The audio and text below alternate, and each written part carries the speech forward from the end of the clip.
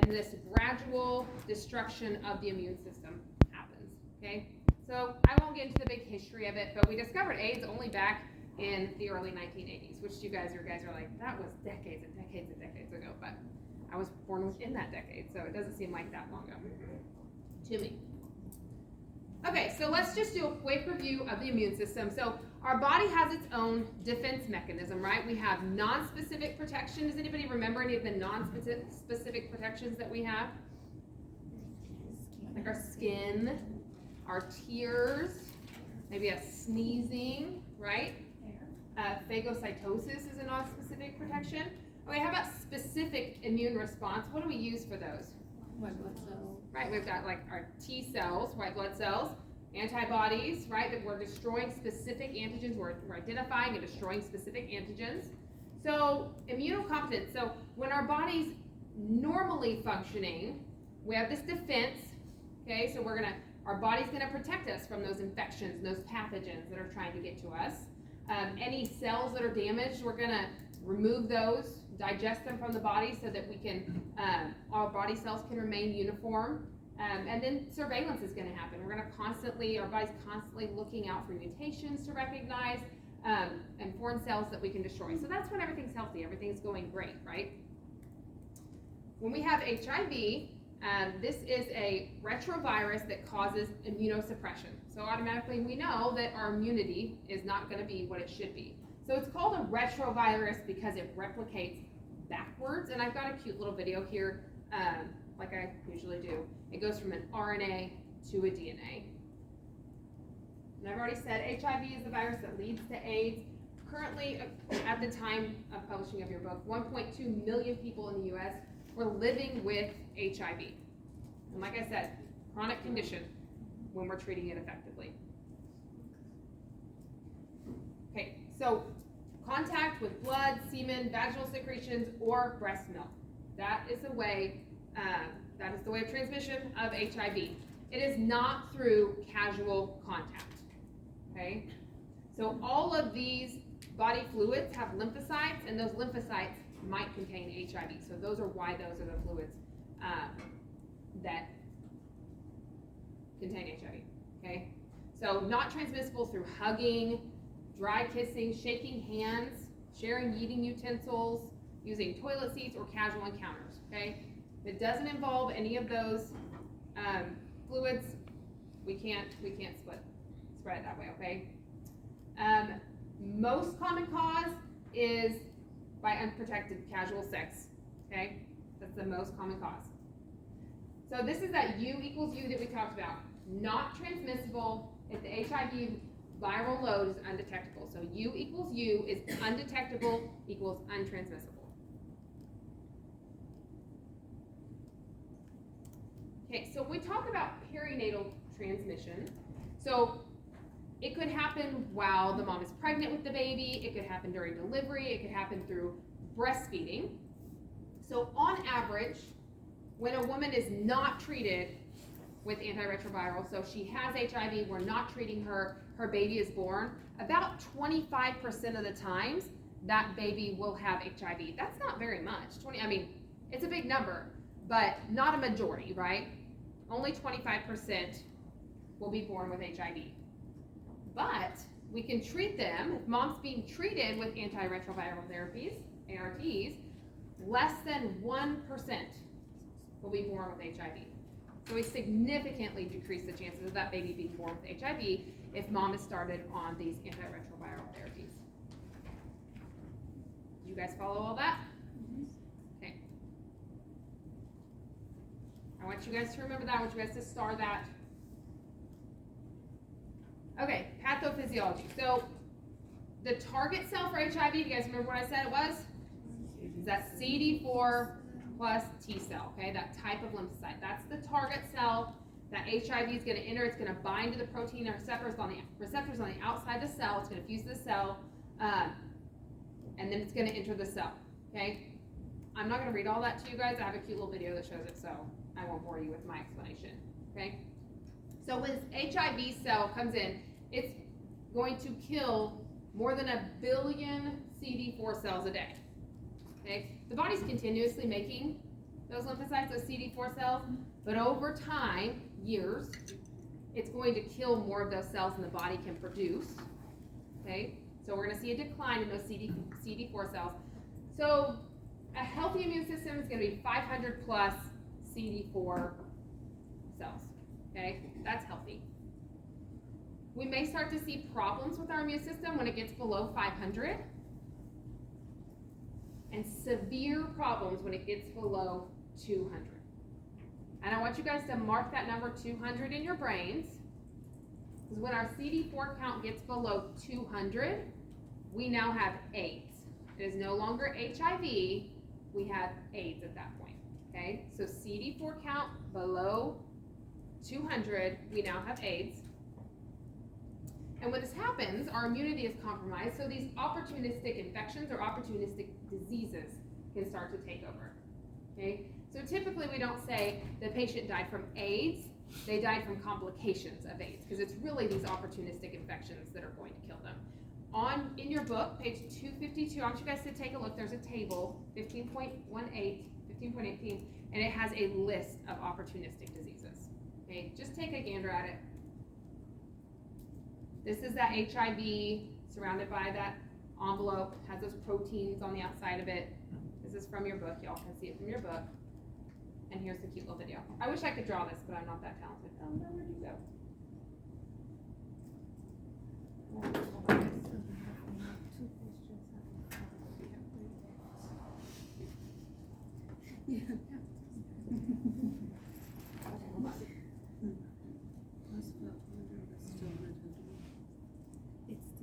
That is weird. There we go. HIV/AIDS has taken the lives of Sorry. 39 million people worldwide, despite our efforts to prevent, treat, and better understand it. But with 35 million people currently infected, what exactly is it, and are we close to a cure? To contract HIV, the virus must enter the bloodstream, and it's often transmitted from infected bodily fluids like blood, semen, vaginal fluids, or breast milk. Once inside the bloodstream, HIV targets a variety of cells, but most specifically the T helper cells, which are a type of white blood cell that play an essential role in our immune system and fighting infections. The outer envelope of HIV is covered in glycoproteins which mutate frequently, ultimately tricking the T cell receptors to not recognize the virus. Once attached to specific proteins on the T cell, it begins to fuse the membranes together and eventually enters the cell where it releases 2 viral RNA strands and 3 essential replication enzymes. Because HIV is a retrovirus, the RNA is transcribed into DNA, represented here by a zipper of 2 RNA strands transcribing into DNA. This DNA is then integrated into the host cell's genome. This makes the T cells treat the viral genes like their own, which causes them to make more copies of the virus. These then leave the host cell and mature, ultimately seeking more T cells. The virus is particularly difficult to treat because its mutation rate is so high. Overall, the replication process creates more than 10 billion new virions each day. During these initial stages of replication, called the latency period, a person may not show any major symptoms for up to 8 years. If not treated, the HIV eventually kills off the specific T cells it infects. When these T cells fall below 200 cells per cubic millimeter of blood, it becomes acquired immune deficiency syndrome, or AIDS. After progressing this far, the immune system becomes suppressed and is much more susceptible to cancers and opportunistic infections such as pneumonia. A person doesn't die from AIDS, they actually die from an illness that the body could not fend off. Nowadays, there is medicine that helps fight these opportunistic infections, like Daraprim, which was recently in the news when Martin Shkreli of Turing Pharmaceutical decided to raise the price from $13.50 to $750 per pill. There are also antiretroviral drugs that slow the virus down by blocking certain enzymes which are required for the virus to multiply. Similarly, those without HIV but at high risk of contracting the virus may take pre-exposure prophylaxis, or PrEP. This works similar to antiretroviral drugs by blocking the enzyme reverse transcriptase. Thankfully, there is hope for a cure. A small population of people are immune to the HIV virus because of a mutation linked to the T cells. In one case, an HIV-positive subject received a bone marrow transplant, meaning they were given new stem cells that generate different T cells, and within 20 months, there was no evidence of the virus in their bloodstream. Though this is very individualized medicine, it certainly opens up the possibilities of generating HIV-resistant cells. Combine this with other therapies and preventative measures like condoms, clean needle programs, and safe blood transfusions, and HIV/AIDS may one day be a thing of the past. Your sharing of this video is much appreciated. Okay. HIV. So we're not going to talk about that stuff that I talked about, the cure. I just thought it was very interesting that potentially that's coming down the road. I haven't heard a lot about that recently, but certainly it's not in our book, so don't worry about that one, okay? So this is the spectrum of the disease. This is a timeline from your book, figure 15.6. So this is the timeline of untreated HIV infection, okay? So we start out over here. So these are our phases.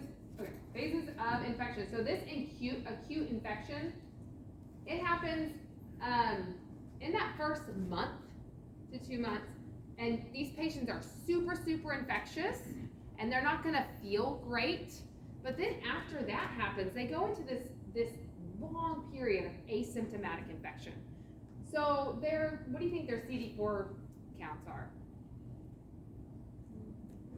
They might be lower to normal, right? They're not below 200, right? Once we get over here, we have these symptomatic infections. It's dropping, okay? They start to have symptoms, and then it goes into AIDS. So look at that, all these years in here where we're asymptomatic, and we don't know we have anything, okay? Whoa, what happened there? Holy moly. Sorry. What does that say on your slide that you guys see? Do you guys see it like this? Okay, this is your acute infection. So that's that purple area there. I guess when I saved that out this morning, I didn't save out the fonts.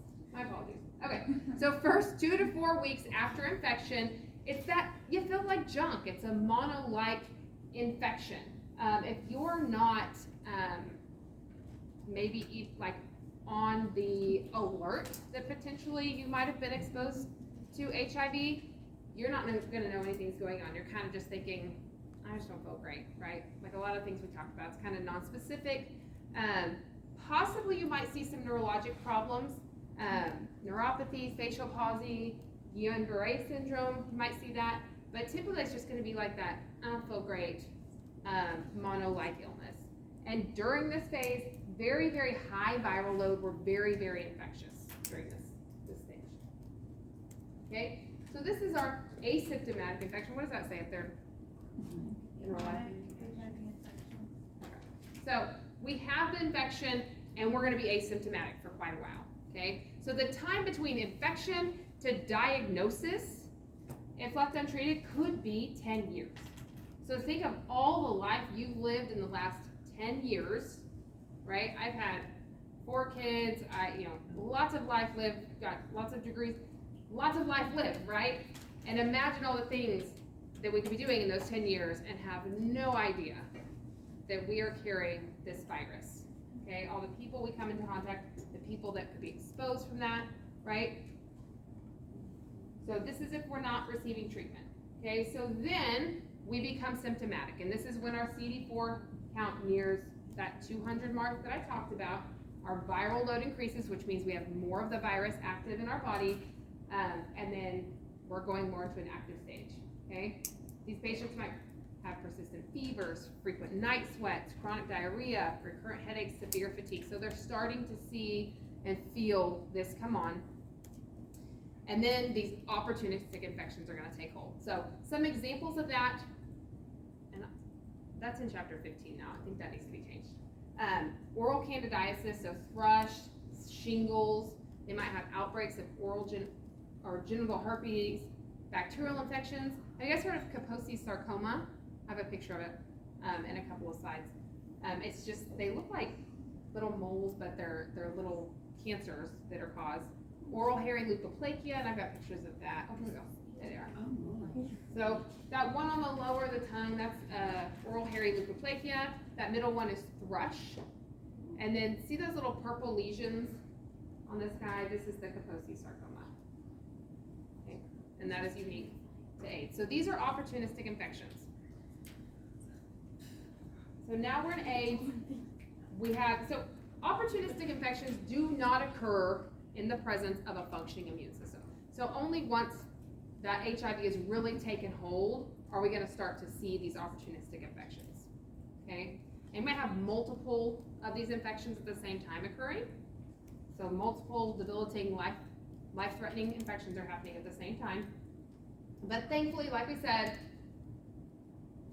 we're not going to get to this, right? Hopefully, if we're being treated, we catch it, and we get them the antiretroviral therapies, it'll stave off these opportunistic diseases. Okay, this is a lot of information on one slide. The only thing I want you to know from this is that AIDS is diagnosed when a person has HIV and one of the following conditions, okay? So if their CD4 count drops below 200, we have AIDS, right? That's one of the conditions. If they have any of these opportunistic infections or opportunistic cancers or wasting syndrome, only one of these, so there's 4 different things up here, they only have to have one of these to be considered to have AIDS. Does that make sense? So even if their CD4 count is 250, but they have one of these opportunistic infections or diseases, they have AIDS. Does that make sense to you guys? Yes. So it's one or the other, or they could have all of those going on at the same time, but it doesn't have to be something from each category, it's just one of those categories. Got it? Okay. So the way that we test, we have a rapid test for HIV. Sometimes they can be done at home. They'll have results after 20 minutes. We want to do these several weeks after that infection because there's this window period in which they're going to get a false negative. Okay, so if someone was exposed 3 days ago and they come in and they say, I need to be tested, we need to wait. Okay, we need to wait a couple weeks. After that window period, we have to delay, and then we can retest. Okay, if they test negative, they know they've been exposed, we're going to do another retest in 4 to 6 weeks just to be sure. Okay. If they get a positive, then we've got to confirm that with a standard HIV assay. Okay, so they're going to do a blood draw, and then they're going to have to come back for a return appointment to confirm that. Okay, the ELISA, have you guys heard of that? ELISA. That's the first test that we widely use to check for HIV. And then they're going to confirm that with the Western blot test. So after that's confirmed, then we're going to test the viral load.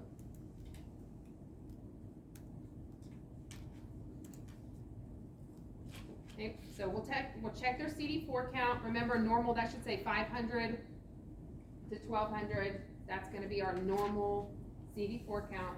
And then as our disease progresses, it will get lower. Okay, viral load, that's reported in real numbers. So, for example, 1,260 copies per microliter. That's how that is given. Okay, so we're going to test the viral load. And the goal in treatment is to make that viral load go less and less and less until we get to that undetectable. That's our goal with treatment, with these therapies that we're doing. They still have HIV, it's just undetectable. So because they still have it, they have to continue doing the therapies. Okay, compliance with this medication is super, super important. And we'll talk about it here in a second, but don't forget that. So in these patients, we may see some abnormal blood test results for them too. Okay, drug therapy. So I believe that says ART, antiretroviral therapy. Is that what it says on y'all's slide? Yes. Yeah, that's super annoying, sorry. That is real weird looking. Okay, so this is a combination of drugs from different classes. Okay, they're gonna combine medications. There's different ways in which it's gonna inhibit viral replication, but that's the goal, is to control and suppress that HIV replication. Okay, so they're going to do a genotype and phenotype. They're going to try to figure out what drug is going to be best to control that for that specific patient's symptoms. Okay, so it's a combination therapy, but taken in a single tablet, and this is going to have to be taken consistently. Okay, star that, underline it, highlight it, whatever you want to do. We cannot miss a dose. Okay, Resistance can happen super quickly with this medication, so they cannot miss a dose. Okay, we cannot delay it, we cannot miss it. So adherence is super, super important. And then with this long-term antiretroviral therapy treatment, they may develop a set of metabolic disorders, and those are on there. You don't have to give too much thought about that, but just know that those are a consideration. So the goals of antiretroviral therapy: decrease the viral load, maintain and increase those CD4 cell counts. We want to prevent any symptoms, any opportunistic infections or diseases that could happen, and we're delaying the progression of the disease. Okay, and if we get to that U equals U, that undetectable equals untransmissible, we're preventing that HIV transmission. Okay. This is PrEP, I believe. Does it say PrEP on it? This is PrEP. Opportunistic diseases. Oh, okay. Opportunistic diseases. Okay. We want to prevent those, right? We're using antiretroviral therapies to prevent those opportunistic diseases from taking place, because once they do, we're probably not going to get a hold of them again, right? Because our immune system is done. Okay, so the patients at risk. Remember, we've talked about this before. People have had blood transfusions. It's really prior to 1993, I believe. People have shared drug equipment with another person. Ever had an STI? Anybody who's involved in risky behaviors, and then sexual contact with someone that they know has HIV. Here we go. Here's our prevention. So this is what we talked about in the Kahoot. We've got pre-exposure prophylaxis, which is this PrEP that you guys have probably seen commercials for on TV. So these are for people who they do not have HIV, but they may become exposed. They're high risk for being exposed to someone who has HIV. So maybe someone who has a partner that has HIV, they would be on this PrEP. Okay. So it's one pill containing 2 drugs. Okay. It could be Truvada, Descovy, and they're going to take this orally once a day. Okay, so this is preventative. And then we have this post-exposure prophylaxis, which PEP, what's that called? That's what that is called. And that's if you have been exposed to somebody who has HIV and you become aware of that exposure within 72 hours, then we can get you on this post-exposure prophylaxis. So this could be a needle stick, for instance. Okay, I actually, on Facebook, I'm part of a dental hygiene board, and one of the dental hygienists was saying, well, I have this patient. She was anonymous, but she had a patient who had hepatitis, and so she had gotten, I think it was from a Cavitron tip, but somehow she had poked herself and she was bleeding. They had sent the patient on his way with only saying, and they called him later to say, do you have HIV or AIDS? And his response was, not that I know of. And so she was saying, what do I do here? What should I do? The side effects from, having the medication is a lot, but what do I do? And so I respond, I'm like, my concern is, number one, he needs to be tested and you need to be tested. That's how that works. Number 2, the fact that someone says, that I know of. She was like, he's a really nice patient. He's a really cool. But he said, that I know of, and we don't know that, right? So that's what she would have to go get tested, and as we're trying to figure out the results of that, she's gonna need to take